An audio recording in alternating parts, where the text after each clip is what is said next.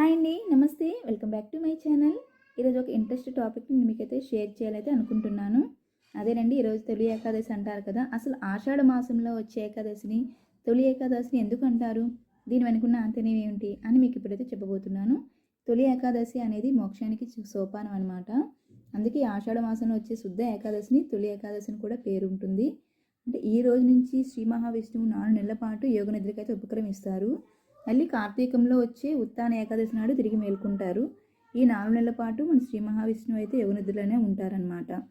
శ్రీ మహావిష్ణువు క్షీరసాగరంలో శేషతల్పం పైన శయనించే శుభదినం కనుక దీన్ని శయన ఏకాదశిని తొలి ఏకాదశి అని కూడా పిలుస్తారు.